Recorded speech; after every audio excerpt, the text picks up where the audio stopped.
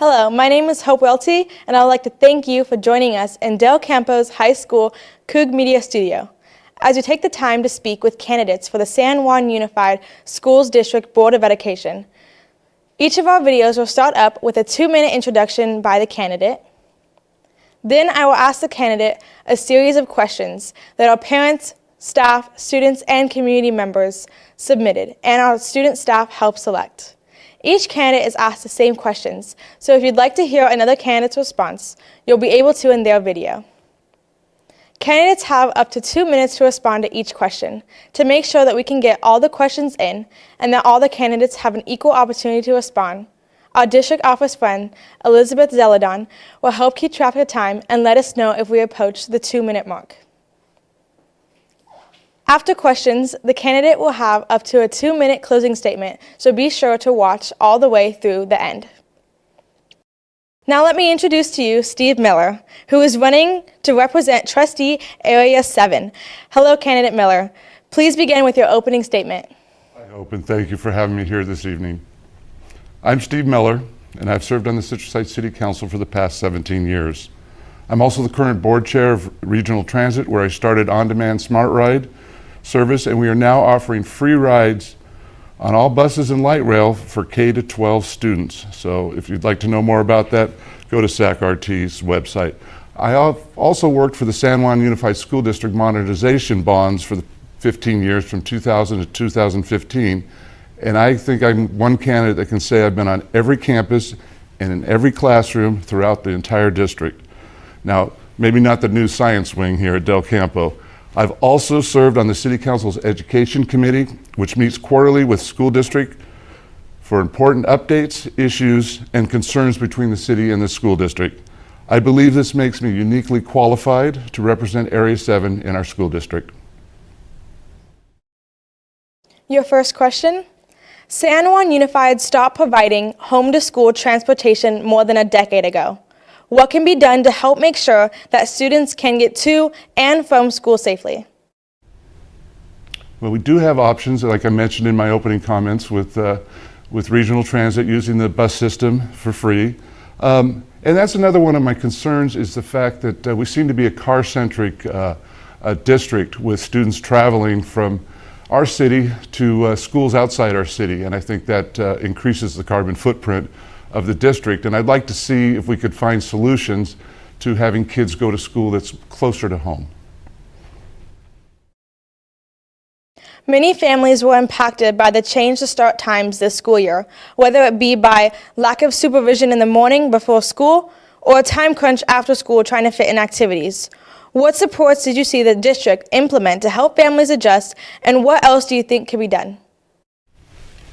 Well, I think there's got to be an early period so that kids that need transportation to get to school that early in the morning have a way to get there and they're not unsupervised at home. I do support the theory that teenagers do need a little more sleep. Some of that's incumbent on the parents getting into bed at a decent hour. So, you know, it's interesting to see what the results will be. I know this is something new for everybody with the new start times, and I'd be willing to be flexible with that if elected.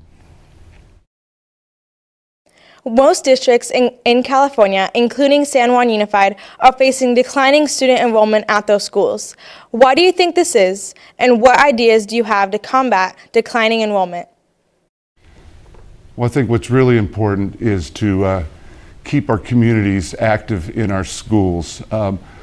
We do see, to me, an unnatural decline in enrollment in the Citrus Heights schools with kids with higher grade point averages going to schools outside of our city. And I think if the community comes together, and by community I mean our nonprofits, our service clubs, parents, residents, being involved in our schools, and that includes our business community as well. And I know our Citrus Heights Chamber of Commerce does a lot towards doing student interviews, mock interviews for preparing them for work and college interviews. What can San Juan Unified do to provide classes that have meaning to students and learning that can be used in the real world? Well, real world's very important to me in preparing the kids and lighting a fire under what interests them. And so having a multitude of programs, and I think one of the most important things is to ask the students what they'd like to see. I mean, that's so important. We do have our curriculum that we need to teach, but this is just marvelous seeing this media center and what it can do for a career by participating in this program. So I'm very supportive of these types of things. What role does the Board of Education play in making sure that we have the highest quality teachers and staff to serve students and families? Well, it starts with the vision and the goals, and of course, of the school board and implementing those with the LCAP, the Local Control Accountability Plans. That is a vision and goals set by the district that gets sent out to each campus, and the principal institutes tasks to reach those goals. And I think it's a solid way to foster continuing improvement in our district. With more than $1 billion in community-supported bond funds, San Juan has been able to do a lot to improve and rebuild facilities. Do you support more bonds in the future, and how would you prioritize which schools the funds are spent at? Well, this is a subject very near and dear to me. I do see something that I thought we should have done a lot sooner in the fact that some of these campuses are older, 50 years or older, and they've seen their usefulness done. And so our Arden Middle School is a great example of where the campus was completely replaced, and it's beautiful. And so as we move forward, I'd like to see this happen more often. It seems like the first years of the modernization, we just put a Band-Aid on the systems, but now that we've got all the mechanical, electrical systems upgraded for the needs of the district and the air conditioning in, it's time to focus on replacing some of these older buildings, and I couldn't think more a campus that needs it more than San Juan High School. What would you like to specifically see done to improve safety on school campuses?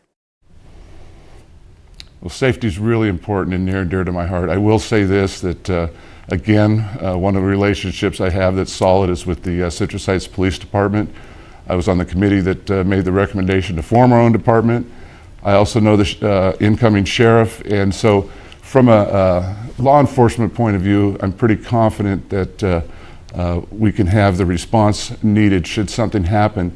But on the preventative side, and I'm very impressed with what's happened here at Del Campo, is hardening the schools and making them hard for somebody with nothing good in their mind to walk onto our campuses without being challenged or without a physical barrier keeping them off our campuses. What is the single most impactful thing you can do as a board member to make sure that the district and its schools remain financially sound and have balanced budgets? I would say that's one of my strengths and weaknesses. I'm very strong with budgets, and we've been very careful with our city budget. Same with Sacramento RT with a much larger budget. And so when I say weakness, I don't know the ins and outs of the school district's budget. I know it's just south of $600 million, which is a staggering amount. But I always look for efficiencies to save money and opportunities to fund programs. So I look forward, if and when elected, in sitting down with the financial officer and understanding the ins and outs of the San Juan School District's budget. Like many of the adults in our community, some students are struggling with their mental health and resiliency. What is the school district's role in supporting student mental health, and what would you do as a board member to make sure it happens? I think this is extremely important. Everybody needs to feel valued and listened to, and if someone's struggling, we need to have the resources, whether that's through the district and district personnel, or through some of our nonprofits in helping. I know we have provide a lot of help for students and their families experiencing homelessness, and same with mental health. That's a big topic. I think it's behind a lot of the folks that are struggling with homelessness. is the ability to deal with their affairs. And so I think it's probably beyond the school district scope, but we do need a resolution to our mental health system where we can include our students, our kids, folks struggling out on the street, anybody with mental health issues. Do unions have too much power in California schools? That's a good question. I don't think so. I think they have valid concerns and need to be listened to. I can say that I've sat on both sides of the negotiating table, both for a union and then as for management. And I think there needs to be give and take and understanding and open communication between the two groups. There's only so many limited funds to go around. I do believe our teachers need to be well paid and have the tools they need to get their work done. And we have issues with the bond program and prevailing rate, which I actually support because it provides apprenticeships and training for construction workers, and those are some highly paid jobs. As students, we see acts of hate speech and bias on our campus. As a board member, what would you do to address these concerns? Well, first of all, and we do deal with the policy level, there's just no place for that, no tolerance for that. Again, a lot of times some of these things are harmless, but maybe not to the person being harassed. And so these things need to be dealt with appropriately and quickly, and so that everybody, this is the other side of the coin for safety, so all students feel safe on campus. How have you seen the district listen to the voice of students, and what other ideas do you have for how student voice can be expanded? Well, I do not personally know the interactions, but I would certainly encourage. Now, there's a couple processes here. If you're dealing with a school issue, I'm going to send you to, the school or I'm going to find the right person to deal with your issue. But I'm open to suggestions. I think it would be nice to have a cabinet of students, a student council, if you will. Sometimes this has been difficult because of transportation issues and such, but I want to come up with an idea to provide a forum so we can hear not only from our teachers and staff, but for the folks being taught, our students. Thank you, Candidate Miller. Do you have a closing statement you would like to share? I do. Oh, thank you. First of all, I'd like to thank our moderator this evening and all the staff here, the student staff, I would say, they're all volunteers, and the entire Del Campo Media program. In closing, I want better funding to ensure our kids are safe, do not fall behind, and have the full support they need to be career and/or college ready. I want teachers well paid, our schools kept up, with course offerings that reflect today's workplace demands. I want our schools to reflect our community values and work for all kids. I have the experience and relationships built within our community to properly represent the students and families throughout the San Juan Unified School District, and especially in Citrus Heights. I'd be honored to have your vote. Thank you so much for joining us. Don't forget to go and watch every candidate's video, and please go out and vote.